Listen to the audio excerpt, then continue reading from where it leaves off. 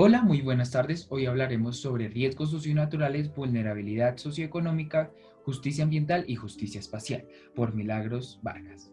Allí ella nos plantea esa concepción y ese paso y esas construcciones que se dieron para la concepción del riesgo a los riesgos socionaturales. Ella al principio nos plantea que los riesgos socionaturales se plantean a partir de la relación entre la sociedad y el medio natural. ¿Por qué? Porque, bueno, más adelante lo vamos a ver con diferentes debates científicos que al principio uno de los primeros fue en el siglo XVII, donde el 1 de noviembre de 1755 en Lisboa se presentó un gran temblor, un terremoto, derrumbando edificios, incendios y creando un tsunami, provocando muchas víctimas fatales. Entonces acá se despertó el interés de los científicos.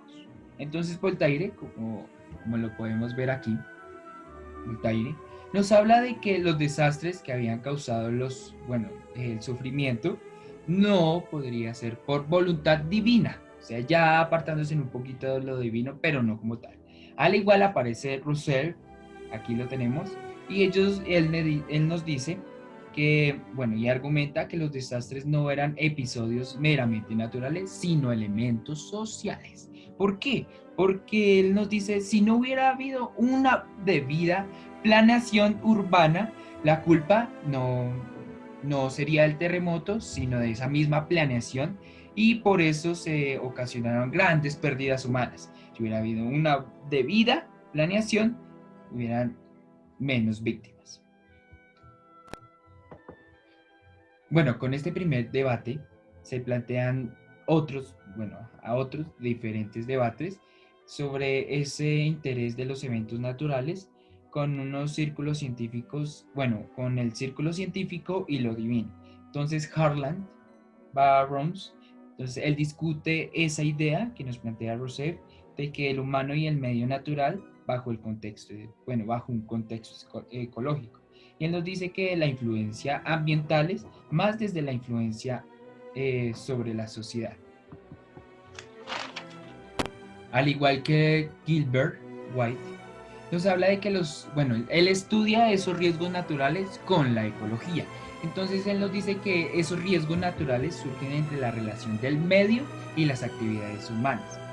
Y aquí también nos dice que la intención dependía tanto de las características del fenómeno natural en términos de intensidad, magnitud, duración y extensión espacial. Entonces, eso es lo que nos plantea ya más él sobre esa relación y esas interacciones que hay entre el medio natural y el social y esas mismas actividades humanas. Entonces, ¿qué nos plantean sobre el riesgo natural? Que implica la interacción de uno o más fenómenos potencialmente catastróficos a un grupo de humanos. Entonces White nos dice que los daños dependiendo de la amenaza naturales, sino de la vulnerabilidad de la sociedad expuestas a la amenaza. Y es verdad lo que él nos dice, que las amenazas y lo que provocaban todas esas tragedias de los fenómenos naturales dependía también de la sociedad y cómo están expuestos. Así que él nos saca una fórmula de riesgo igual a vulnerabilidad, asterisco, a amenaza. ¿Y esto qué quiere decir? Por eso es que aquí nos plantean esa vulnerabilidad, en donde la acción de la naturaleza no es la que genera esos riesgos, sino las condiciones sociales, la falta de planificación y la poca visión de futuro, lo que nos dice con todas estas investigaciones. Y ese trabajo de White y Van Burton, ¿sí? Y Cates publican Natural Hearts en 1974, en donde estudian todos esos datos de 17 países, en donde centran las teorías, conceptos y métodos, en donde dan esa relación hombre y medio, y es esa interacción que producen recursos y los mismos riesgos de impacto positivo o negativo. Bueno, y después llega la economía política, en donde ellos también ellos o ellas nos tratan de explicar la interacción entre la sociedad y la naturaleza. ¿Y qué propone? que el centro de distribución de costos y beneficios ambientales. Esto quiere decir que pues, las consecuencias de los fenómenos naturales dependen de los marcos económicos, sociales y culturales de las poblaciones. Entonces, ¿qué nos propone aquí? ¿Qué nos propone? Entonces, dice que que tiene que crearse un desarrollo, un modelo de crecimiento económico para preparar a esas y que no haya un riesgo y una vulnerabilidad mucho más grande, lo que conlleva una secularización de esos riesgos mucho más grandes con ese modelo de crecimiento económico para preparar las catástrofes buscando organización social y económica.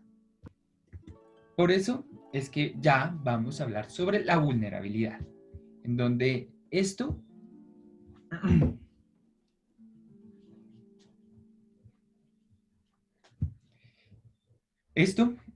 nos habla sobre otros antecedentes como en Paraguay, Nicaragua, Guatemala, Bangladesh, de diferentes países, y tomaron estos datos y referencias de impacto natural, que son esas amenazas por su medio de desarrollo.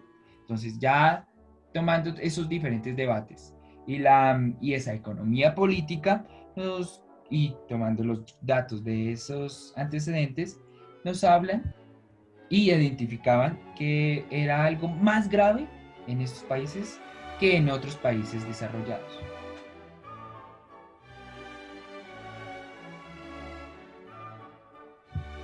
Pero, pero ¿por qué? Porque los niveles altos de peligro y influyen también con los altos de pobreza y pues que tienen un orden de características de la sociedad. Entonces los ambientes más deteriorados provocan grandes daños. Entonces acá las investigaciones por Smith, Cooney y Weymouth, Oliver en los 80 dejan a un lado en su momento ese pensamiento de ese momento de desastre natural. Entonces ellos ya intentan arreglarse con esas características sociales, políticas, económicas y culturales, dejando a los fenómenos peligrosos como detonantes, pero no como los causantes. Lo que conlleva a una estructuración de lo que vamos hablando, de que esos riesgos y de desastres están dados por las condiciones de vulnerabilidad. El desastre se denota cuando el fenómeno peligroso amenaza e impacta en una sociedad vulnerable, en esos mismos países que hablamos como Perú, Nicaragua, Guatemala, etc.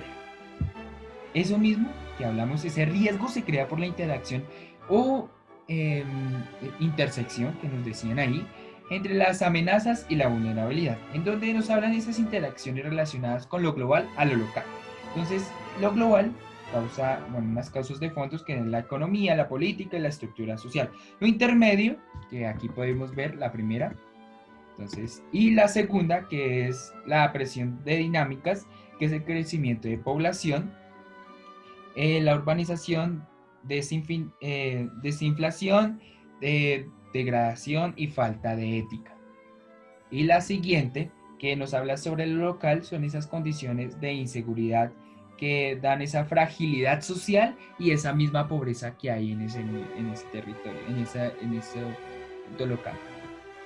Eso es lo que nos habla, de que esas interacciones, tanto de lo global hasta lo local, hay interacciones que se dividen y que hay que estudiarlas y se dan cuenta de que tanto la vulnerabilidad, los riesgos, esos mismos desastres se interrelacionan. Entonces esos riesgos que se centran, y en el análisis de esos procesos sociales que generan las condiciones de ese mismo evento que cualquiera en este caso lo natural que provoca ese desastre. Conlleva con esto que la vulnerabilidad es la que determina la ocurrencia de la intensidad del desastre, lo que nos da esos grados de destrucción o daños y la amenaza.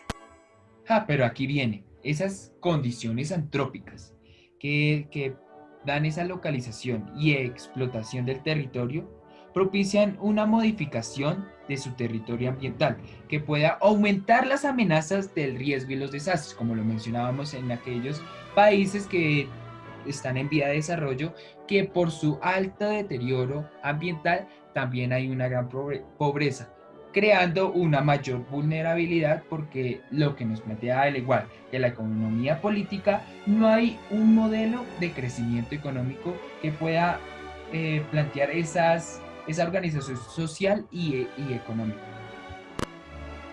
Por eso es que se habla sobre la vulnerabilidad. Entonces aquí vamos con esa justicia ambiental.